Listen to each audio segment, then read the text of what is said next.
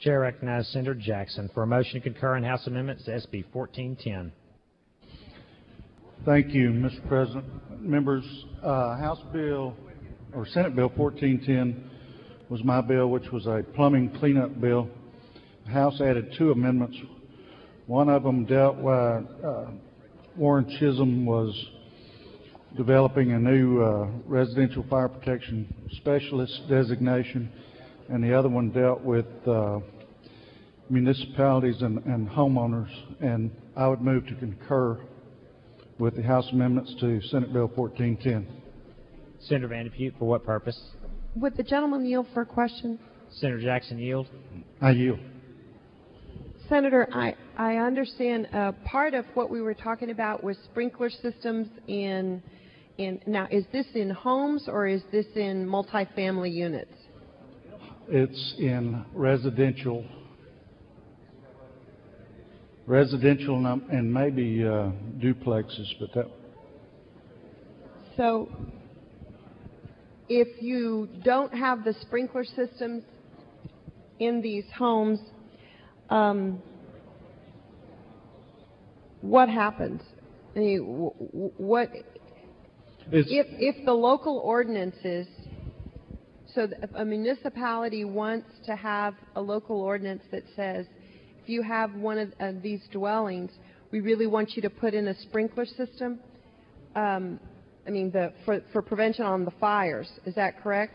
So the amendment says that local municipalities don't have that ability to do this by ordinance?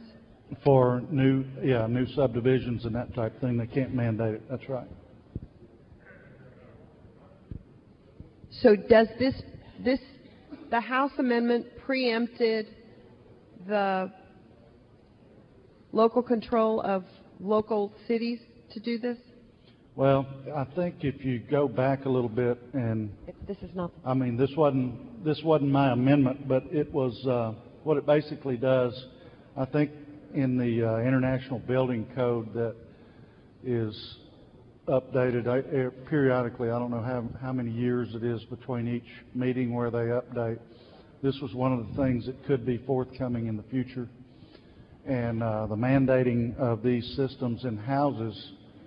Say you've got a big subdivision going in, these systems could raise the price of these houses tremendous. $7,500 up to $10,000, and the thought is that if people want these systems in their house, if people want them, then they should obviously get them installed. Just don't mandate it in every one.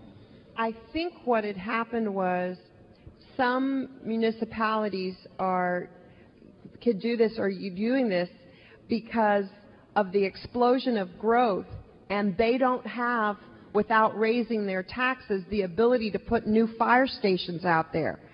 So what they have said to the developers of these complexes is that we can't catch up with that.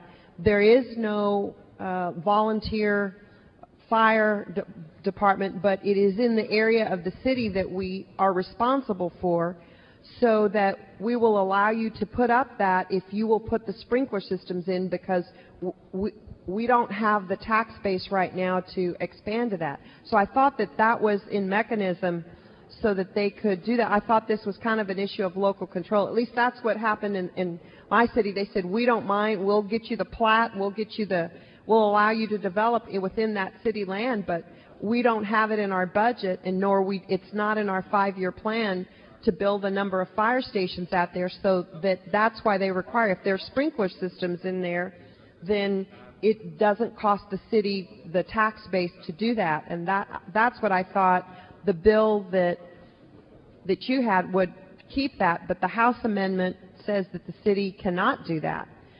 So it removes that local control for them and forces them to kind of raise their tax rate to put new fire stations out where they haven't planned to. They haven't been able to. If you've got that kind of growth in a city, you've got all these new homes that are going to be valued at hundreds of thousands of dollars a piece, and that's going to generate a lot of tax base for the cities to utilize. So part of their management of their city is going to be to plan for the growth that comes along with that and the infrastructure. And I just think we shouldn't artificially raise the cost of housing for affordable housing for people who can't afford that at this time via a mandate. And that's kind of where we're doing.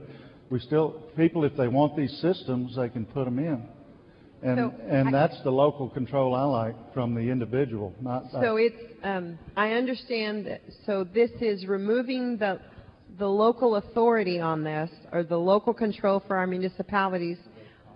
But I do understand your argument that it should be left up to the homeowner. I just hope that nothing tragic happens, because I know that with cities with expanded growth, it takes a while for that to get into the tax base and to plan those new substations, to build those substations out there.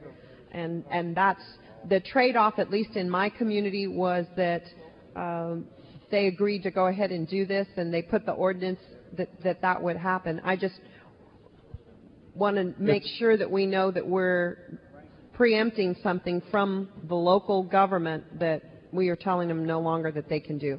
But I appreciate your answer. Thank you, Senator. Thank you, ma'am. Mr. President, I'd move to concur. Senator Jackson moves that the Senate concur in House amendments to SB 1410. The Secretary will call the roll. Averett, Corona, Davis, Jewell, Duncan, Ellis, Ellis, 27 ayes or nays. The motion's adopted. Thank you, Senator Jackson.